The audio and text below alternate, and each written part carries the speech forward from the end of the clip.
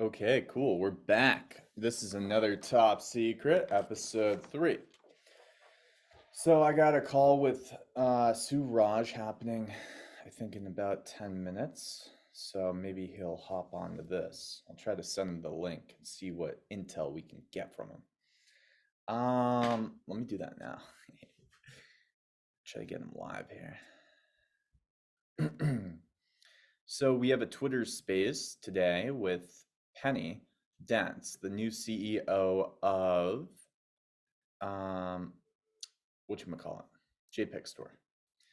And I'm excited to chat with him. It's going to be fun. It's going to be good, but it's also going to be very informative. So let me just send Suraj this link here, because maybe he'll hop on right in the middle or something. That'd be kind of cool. Okay, so I also did make a new Find Out F Around Wizardry episode. I haven't posted it yet because it was on Backium, kind of this Patreon model built on Radix. A lot of the top dogs on Radix, in terms of Dan Hughes and a few others that are part of RDX Works, have set up profiles and you can send them XRD. In that episode, I also did, showcase some kind of new thing that I'm going to be posting some of the spaces of my No BS Radix research episodes too, so it doesn't get conflated. So that'll be posted on my main channel, the Find Out F Around video though, and you can look at that for further details. And I had a little bit of a bug with Backium, so I didn't post it yet. I'm still going to post that episode, but I need to do a part 2. There was a bug. I reached out to Kanzler. He did say it was a bug. So it wasn't, user error. And I think I'll be able to figure it out now because he gave me some advice to refresh the page. I think what I'll probably play around with is connecting my Radix wallet, because I found out something. So I'll make another, episode 3 of Find Out F Around Wizardry. I'll do part 1 and part 2. And then there's a cool rift at the end there. So besides that, what else do we have? Let's see. I'm going to share my screen actually for you folks. And let me go on to X first before I do that. All right, cool. So, that's not what I want. Share screen.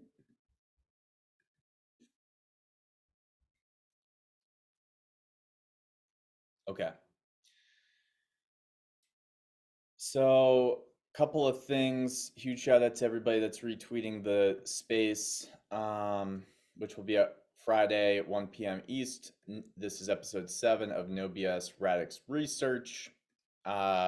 Got some feedback. People like what I'm doing with the thumbnail art and stuff. But on Friday, 1 p.m. East, we're going to have probably a good amount of people because I've seen this get shared quite a bit. In fact, I saw it got shared by this one guy who actually is running a giveaway, not affiliated with me. I don't even know him. So this is giveaway 300 XRD, like and retweet the space. And obviously this got 70 likes. So I investigated, just like looked at his profile. I'm a spy. And I just, top secret spy, right? Top secret, Jay Speak kind of looks like a secret agent if you looked at my PFP, which I've had for ages. Maybe I threw some sunglasses on him instead of normal glasses, but that's okay. A little change in fashion never hurt anybody. So we have Thomas Gaffney, who has something in his banner that's his podcast, Towards the Storm. So interesting. Corporate attorney advising clients in tech, startups, Web3, AI, and more. LA based. I shot him a message. So Thomas, if you watch this, then, thanks for doing the giveaway. I don't know much about you, but I shot you that message because I wanted to make sure that you knew that, when it comes to corporate lawyers, when it comes to, I guess, just people that know their way around the law, it's something that I always try to gain that perspective on as well. as fundamental research, as well as technical analysis, as well as talking to the developers of different ecosystems, as well as talking to key opinion thought leaders who have seen some dynamic in tech and they think it's gonna, go this way or that way or this way and be really big and grow from a niche to a mainstream event, whether it's them or whether it's just your typical influencer. Just you talk to the influencers to see what they're trying to influence people to do. That's why I'm not an influencer. I don't want to influence anybody to do shit. So, uh, I want people to influence themselves, man. Influence yourself. So, nonetheless, he shared this. He did kind of like a giveaway for it, and that was kind of cool. It's just 300 XRD, but I thought it was kind of cool that you already have people doing giveaways for other people's spaces in this ecosystem. Nice. So let me go to my profile because there's a couple other things here. I think there was one thing that I wanted to show you too that Cardano Saint posted. All right. Yo, so look at this. So I went back and forth with them and stuff, but that's not what I'm going to show you. So tiers of crypto users, he's classifying into 5 tiers. Okay. And I'll explain why I think this is cool in a second. Tier 1 just buys, holds, and sells all kinds of coins on SEX. Maybe, exactly like stocks, maybe there is room in tier 1 to even explain the Robinhood users who don't actually own any coins on a SEX. They just kind of like own a receipt of some kind of coin that doesn't even exist, right? Because Robinhood doesn't actually have their own, supply of coins, right? So it's kind of just like they're trading against a price of whatever Bitcoin's doing or Ethereum is doing, but you don't actually own the coin, so it's a little different. I believe that's how Robinhood still works. I know it used to work like that. Nonetheless, tier 2 buys, sells coins and tokens on different blockchains, but still sticks to only SEX listed ones. So you're only buying from SEXs. What a word, man. SEX. What a word. It means so many things. In this case, centralized exchanges. Tier 3 is able to use, so the tier 3 users are able to use self-custody and holds multiple coins. So they hold multiple tokens in a self-custodial wallet. All right, that's cool. They just hold coins. I know a couple of older guys that are kind of in the tier 3. They don't actually go out and seek to use dApps, but every once in a while they'll get intel from I don't know, I knew this one guy who's kind of like a older guy, and he was kind of like a big deal in real estate, and he would always connect with some of the crypto folks that were also into real estate in the area, and he was always kind of just like trying to find out like, okay, what do I need to do to get this, this, and this, and then I don't want to use it, I don't want to do anything with it, let me just get them. So tier 4, complete self-custody and deep in DeFi and chosen preferred ecosystems. So this is kind of probably where I would say I sit. I don't think that I'm a user every single day with blockchain stuff. I think I kind of am more of a tier 4 with blockchain still. And then I just do a ton of research and I use anything when I, want to learn about it. But most products don't have me using them on 8 hours a day kind of level, right? Not like a super user, but I'm still able to find my way around stuff, right? And maybe I'm in between these two, tier 4 and 5. So then and there's a lot less as you go down the tiers too. And then you have tier 5, real and normal user who stores value in crypto and uses different dApps for their real life needs because crypto offers better real life solutions than status quo. So the reason why I said what I said was, I said this, some interesting points here, Cardano Saint. Also appreciate the framing around users, whereby having 5 tiers to represent the relationship between user and blockchain. What's their relationship with blockchain? Are they really a user? Okay, great, but how much are they using it and to what degree? So then I said, don't know if you came up with the tiers, but I like that a lot because it certainly nuances the combo of things like marketing. Imagine if our marketing conversations in different ecosystems were no longer, hey, we need better marketing so we can get more users. And imagine if they were like, well, we probably want to get more tier 4 and 5 users or convert some of the tier 3 and 2s to tier 4 and 5. How do we convert? You see how much like more uh like successful that would be as like a marketing conversation? Because now you're already talking about top of the funnel because you have tier 1s, tier 2s, tier 3s. Then you learn to convert those into tier, 4 and 5, and you find out how to do that by building stuff that maybe would, create a need for them to want to do that.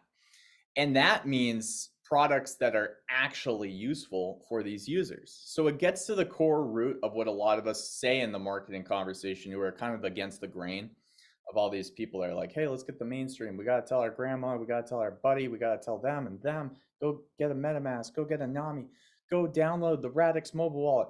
It's like, yo, bro, what are they going to do once they get it? Are they going to find a bunch of bugs on new dApps that just were launched? Or are they going to find some useful, great thing that makes their life an extreme amount better? And I would argue that most people will probably not find the incredible thing here today in blockchain.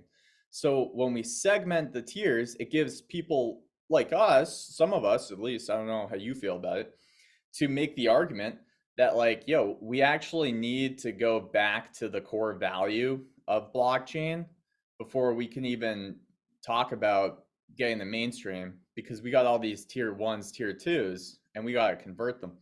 So from a marketing angle, you can see how this can get a little bit more fun. And it's kind of just, a lot of nonsense from some of the marketers out there, in my opinion, who try to argue for just blindly talking to people. Let me see if Suraj actually messaged me real quick, because I wanted to I'll open up a new window so that way you don't see all my top secret messages. All right. So okay, so he didn't message me yet, but I'm on time, so we'll see. Anyways, let me actually check my email too, because he may have emailed me, because I know that he's still he appreciates the fine aspects of Web 2 still. So not that X is like, let's see, Suraj. No, he didn't email me yet, which is fine. I'm cool with that. He might be surprised though if he does come on. So warning to future Suraj, sorry that you didn't know you're going to be on this show. All right, top secret. So, and we kind of have some weird things when we schedule stuff. Like sometimes it's just, things don't come together.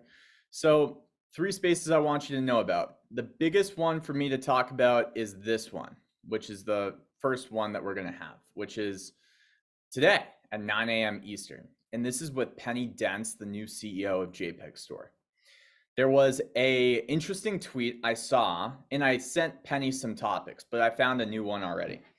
There was some interesting stuff on Blur, which is a NFT marketplace that's really done in like a more professional look. That's how they're branding it. I'm not gonna pretend. I'm not gonna make an opinion on it just yet. I want to see how it progresses. I want to see, if it's really got something to it, because a lot of other marketplaces with market share don't, have to worry much until, and this goes into another conversation. It's like, I don't like that market share is such a moat for these marketplaces because it impedes innovation.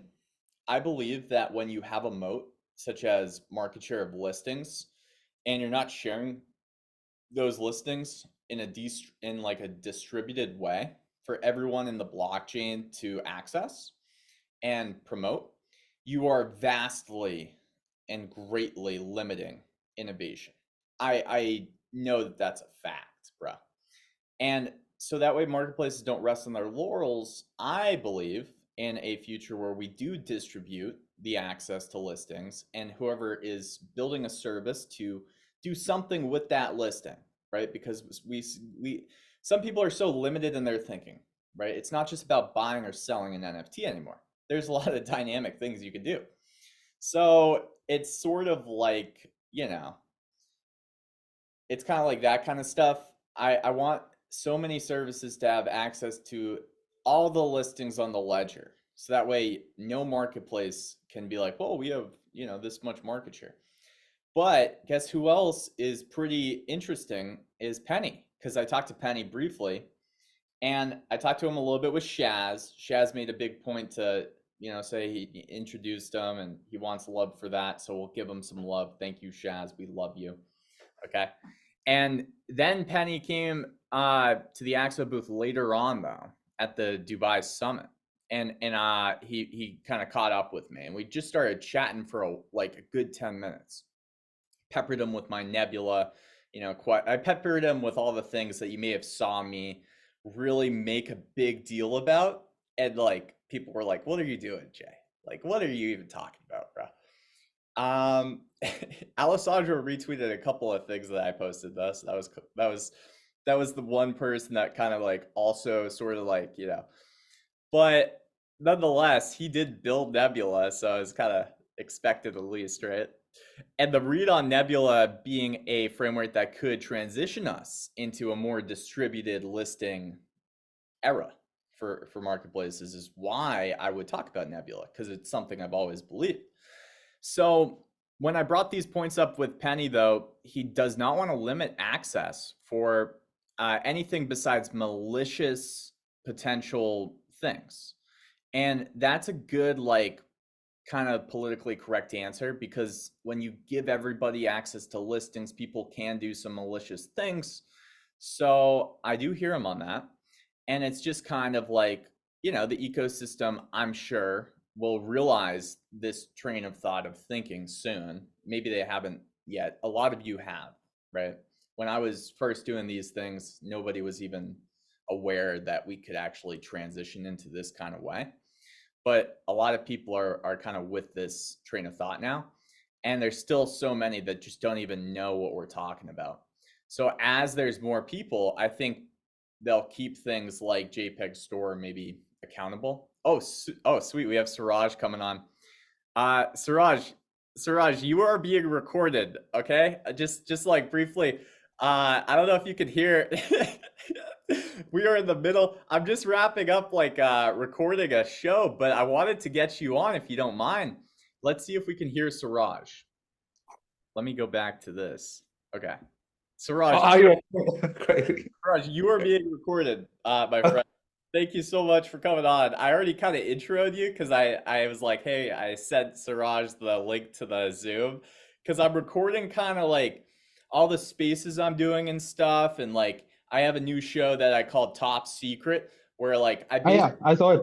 Oh, you saw it? Oh, thanks, man. So I'm talking about a few different themes and things that I'm going to be looking into covering, and I thought, what a perfect like way to transition into our meeting, because I could ask Suraj like, hey, Suraj, what is your top secret this week? Like, what are you kind of poking at? What are you kind of discovering?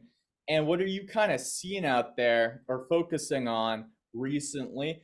And I figured that I could just kind of like throw that at you without your permission. I'm sorry, and see what you come up with as content for the viewers too, so people could like check out Suraj, because we're both maybe looking at different things, but we're probably going to collab and stuff.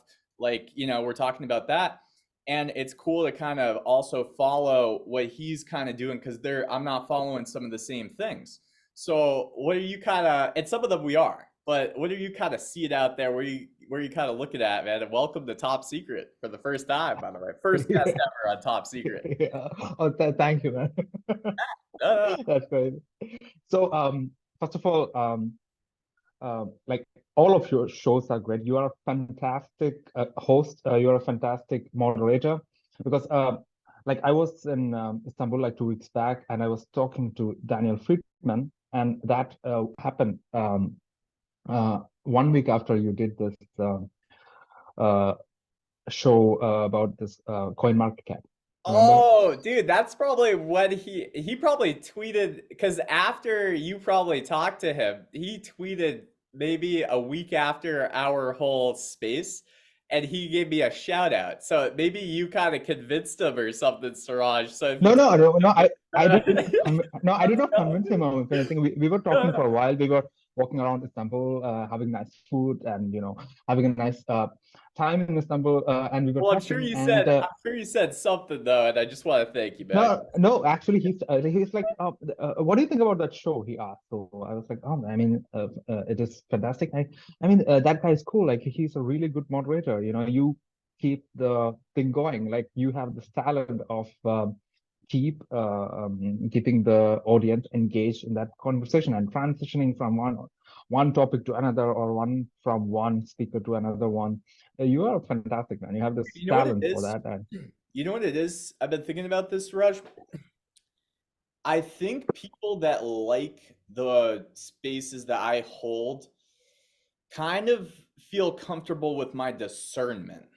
I think it comes down to this word of discernment because sometimes when I feel like it's just getting off track or it's not productive, I use discernment in those moments because nobody's telling you like, hey, how does everyone feel if this is getting off track? So as like a host and stuff, you have to kind of use your discernment as to like what we should be talking about and what's kind of like starting to be a little bit like towards the BS end of the spectrum. And I just try to use my discernment. And I think people that probably have either similar discernment or like the discernment that I like try to keep integrity with, which, sometimes the bigger the guests get when you're starting out too, there's always going to be pressure. But like as you get experience and stuff, you just start to say, you know what, I'm just gonna do my thing, regardless of if it's freaking, I don't know, some like some famous person like Will Smith or something, or just some kind of janitor from the local restaurants and stuff. So I think it's like that's my magic, man. And finding your magic is like so important as a content creator, man. And we talk very about much, this yeah, too because like yeah. there's things I see about you that I just admire so much. And some of it comes down to how I think like your stuff comes off. It comes off not only just with authority, but with so much. It comes off as very like well researched and well thought out, and like really, I think when it hits the press and when you put something out like a like an article and stuff, it comes out like you've kind of crossed your T's and you've also dotted your I's, and it's all ready to go. So, Oh, yeah. Thank you, man. Because I really like to do my work before I publish something. And of course, I mean, it's a field where you have like nuances. Sometimes you try your best to capture it, but it's an ongoing process. But thank you for your comment. well, Yeah. it's like it gives you so much ability to trust kind of like the information because it's not like it's coming from a place of trying to convince people to get something. It's more of like a research. It's kind of like research for it's like a better like human readable version of like research papers because research papers go all sorts of ways, man.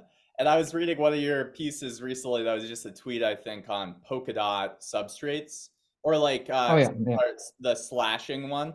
yeah, yeah, yeah. I like that one, by the way. And when it came out, it was like the perfect time because midnight was, Oh yeah, yeah, yeah, yeah. Exactly. The that discussion, but that's I mean that's eventually going to happen. And Emmanuel, the Pizza Night. I mean, oh, the you pizza know him night. too. The Pizza Night.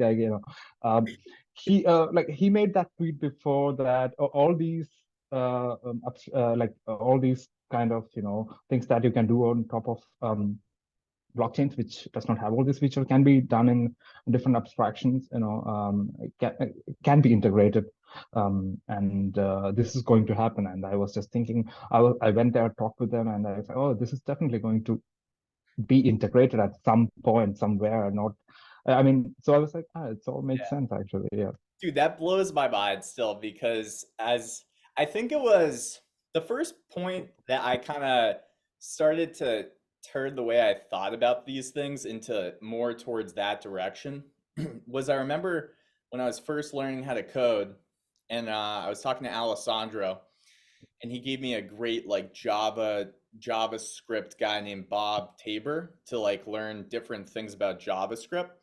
And he was telling me that the language doesn't matter. Like, and I know that that's like a very fundamental aspect that when we talk about blockchains, doing all sorts of these things in their ecosystems.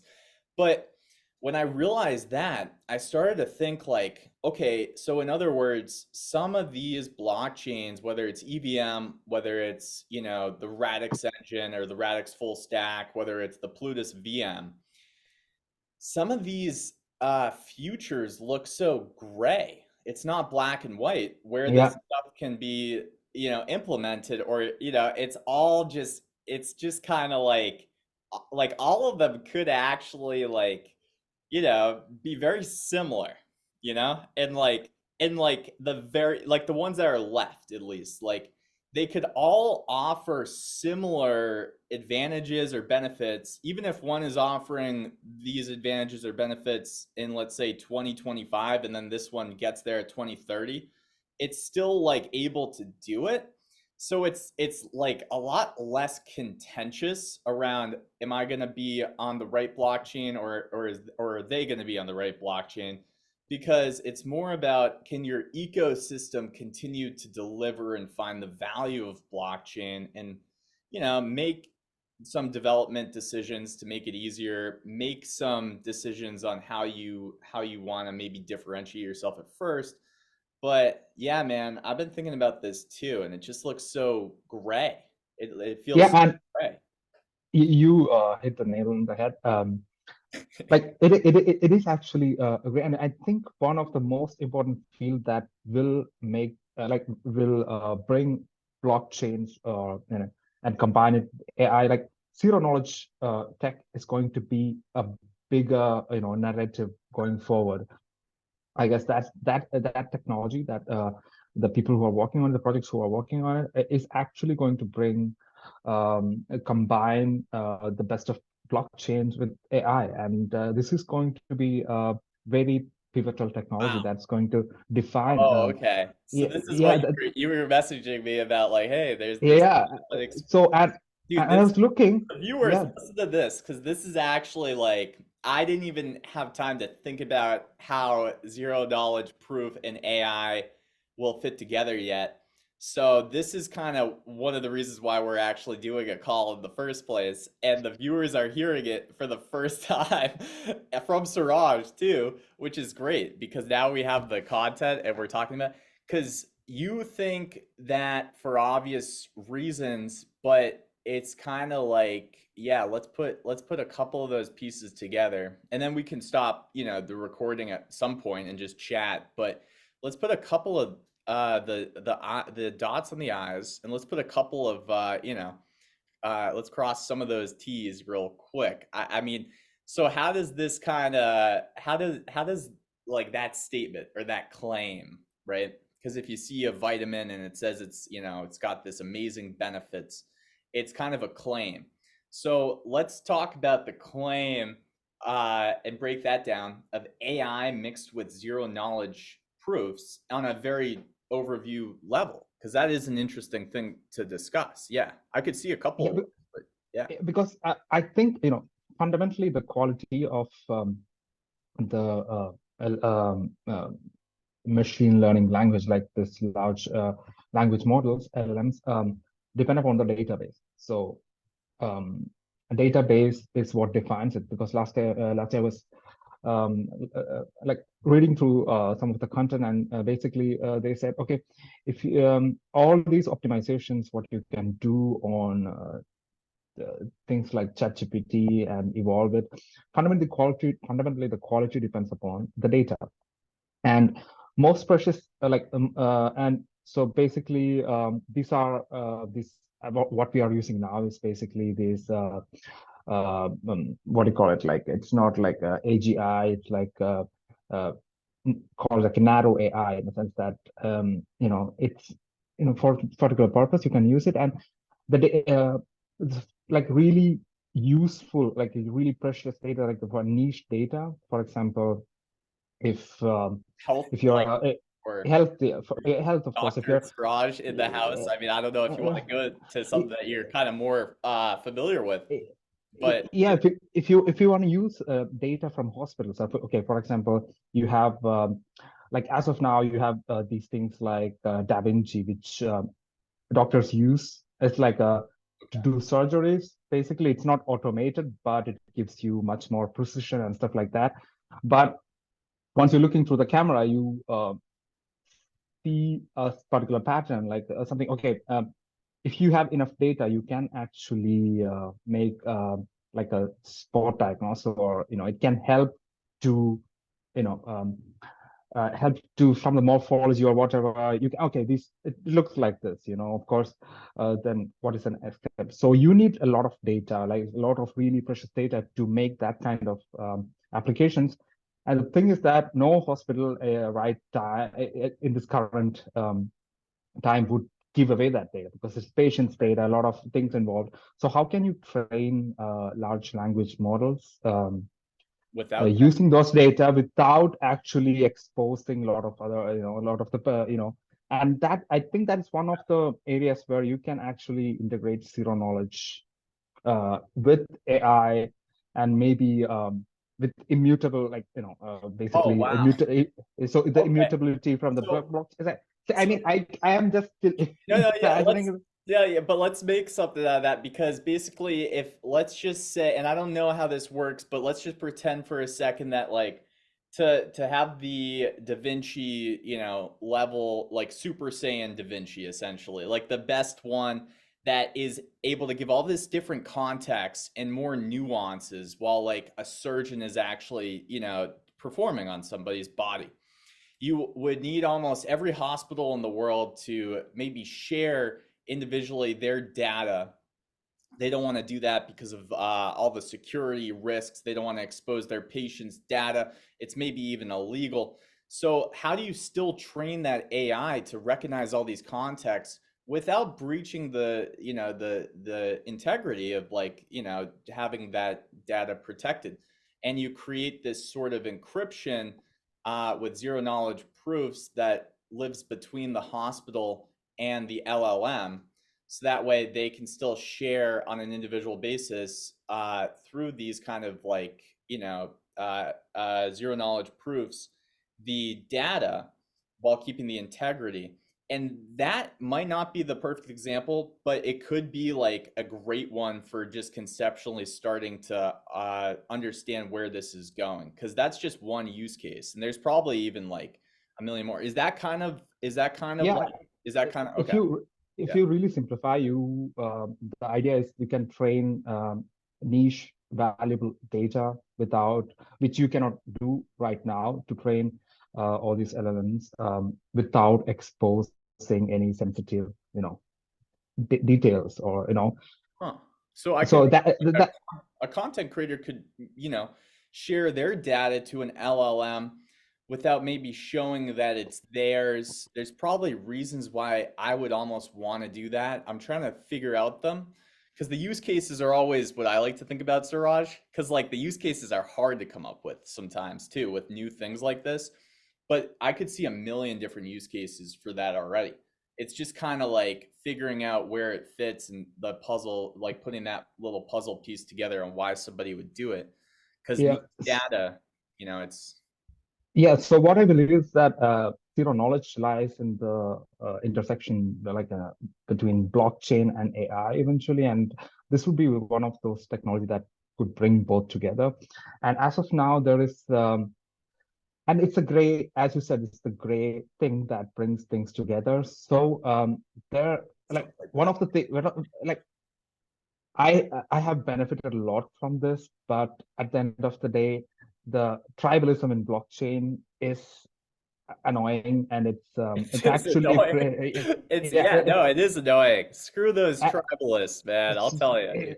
yeah. So basically, if you focus on some great technology like zero knowledge tech, which is still niche enough so that you can cover and discover the latest developments, because I believe that in 2017, if you talk about AI, you'll still say, okay, it's about training these language models. You'll go more into the tech, you don't have that context of something like ChatGPT or all these AI applications that we use right now.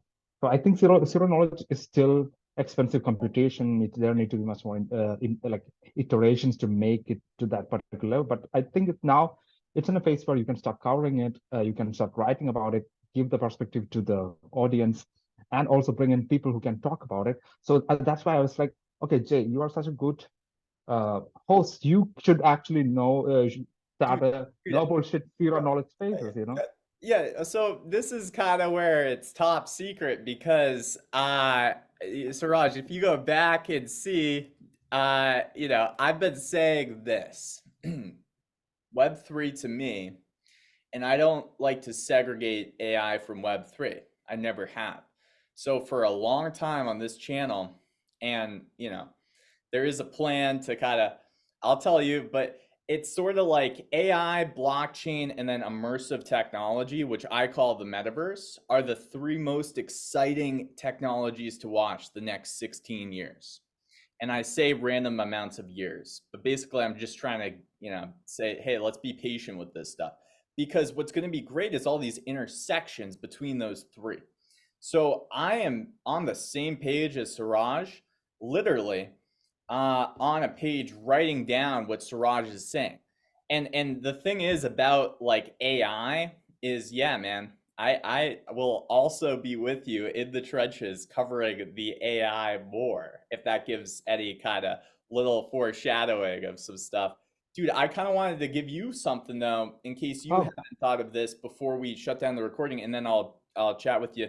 So real quick though, because this is how I just need to end the show too, because I haven't actually said like the reason why I was. So there's three. top secret.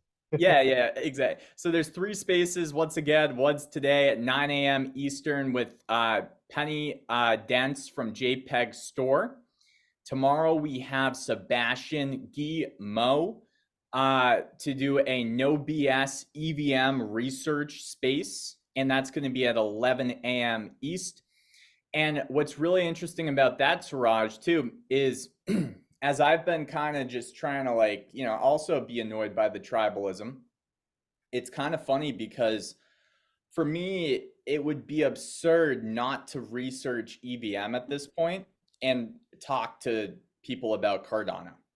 I think at this point, EVM and the specialized L2s that are sort of not able to maybe like, you know, replicate some of their things onto other L2s because the infrastructure is so different and you'd have to almost reverse engineer and rebuild it. It's still a very interesting case study to look at.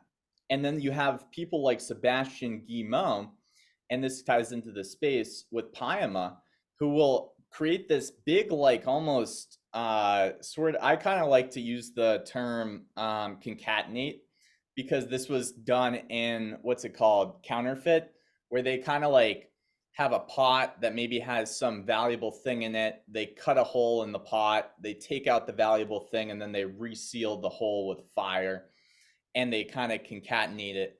And so that way people can't tell that the thing was stolen where it's like on the thing.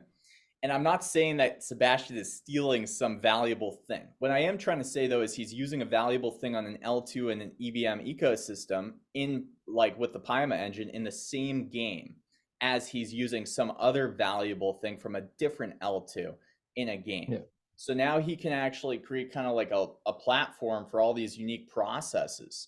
So that's on just that. real quick on the, the space and like when it comes to EVM, no BS EVM research, so I don't know if you're busy or whatever, but you're of course invited. I would love to have you there, and everybody else is too.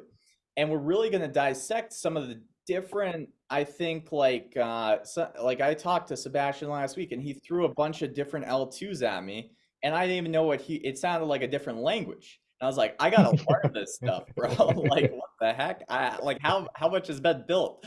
So I started to research a couple of those and started looking into them, and we're gonna kind of get some more.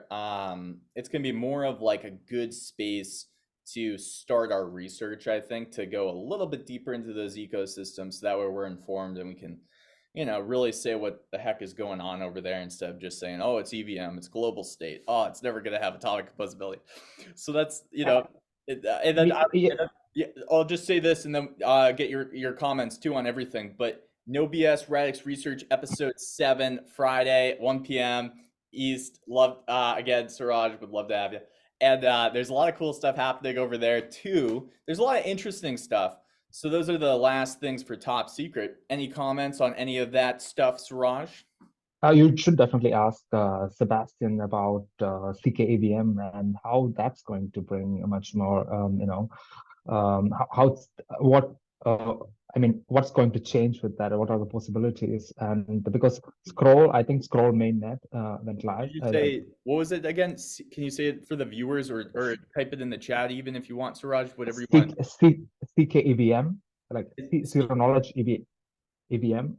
Oh, ZK. So Yeah, ZK EVM. So zero yeah. knowledge EVM because dude, this is why I even brought it up because after our LLM combo, I was like, this is probably something that Suraj has even looked into. And it's probably like another testament to why we should be looking at these different VM ecosystems, even if they're not Cardano, for the Cardano tribalists. And I love the Cardano tribalists. Don't get me wrong. I mean, They're my favorite out of all the tribalists. They're my favorite. But I'm still gonna not be a tribalist. I don't care what they think. And we gotta go and look at some of these other things because they might actually create use cases with AI, zero knowledge EVM, for example, and we won't even know about them unless we're looking. So to your point, 1,000%. Thank you for making that point. Yes. yeah, and it's not like think about it, like everything, all these technologies is about what kind of use cases it will be used for and how can it make life better. So that's the ultimate thing. And focusing on that right now, blockchain is a bit difficult because there is no big use case right now that is serving millions of people because this thing is being developed, needs to be much more, it would eventually happen, but what would bring that kind of usage and use cases? And I really believe that zero knowledge is going to play a pivotal role in that. That's why I decided, like, from next week, like, I'm dedicating 50% of the capacity of my newsletter to cover zero knowledge space. Um, So and that's I, good. So there's another, so make sure to look into that, people, because this is kind of an interesting little segue here. So when we talk about resources, when we talk about where to get your intel and stuff, I think a lot of content creators are going to start to almost have to make decisions to prioritize things. So if you want some niche content that could be like an up and coming trend with AI and zero knowledge, it sounds like Siraj is going to be one of our, like the yeah, resources that we can kind of, follow here. So I'll just paint that door, so people can open it or not, whatever they want to do. But I will definitely be looking out for some of that content, man. Thanks for mentioning that. so not only for EVM, but like Midnight is going to leverage zero knowledge technologies. Like they are leveraging CK snarks for that data protection capability. And Mina is a fantastic Yeah. example. Like the blockchain still is not fully the vision is still there, but they are a particular point at their roadmap that you don't have like the super high throughput or whatever, but they have that vision. Okay, zero knowledge. This blockchain is going to leverage that and bring all those use case on top of that, making like a concept of succinct blockchain. Basically, the state is 22 KB, so 72 kilobyte for like you can actually verify the state on a phone, like a normal smartphone, and that brings in so there are projects which are focusing on that, and actually the team lead, or not the team lead, but a lot of people who are working on Midnight came from Mina Foundation or that team. So there's like a lot of, so So there is no need for, yeah, there's a lot of crossover, cross pollination in this space, and there's no need to be the tribalism totally goes away when well, we talk the about that, right? tribalists will Because never listen to us, Suraj. So there's no hope in trying to explain to them to stop being tribalists. But I know that from experience. But that's okay, because we can still not be tribalists, and we don't even have to care about what they're saying. And we can still, venture out to other but tribes and learn about them. And we don't have to just stay in our own little tribe and pretend like we're the only one that exists. Oh yeah. So So yeah, that's the main. So yeah, I'll be covering extensively like from today onwards. Like I'm already prepared a long post about CK. It will be I'll post it today, and I'll be covering it extensively through my channel and through my newsletter. And I want to focus on this niche because I think there's a lot of promise, a lot of I do too. possibilities. So it's something Yeah. you want to move in and cover, if there's an incredible Oh possibility, yeah. you want to, Yeah. yeah. Well, let's talk about that. So I'll end the show, or I'll just pause the recording. Top secret, episode 3. Thank you for watching. We had a surprise guest. Look at that. That's awesome. I don't know if it's gonna be this way or that way, but he's next to me somewhere. And we'll see you next time. And remember, guys, keep everything that we told you top secret. Peace.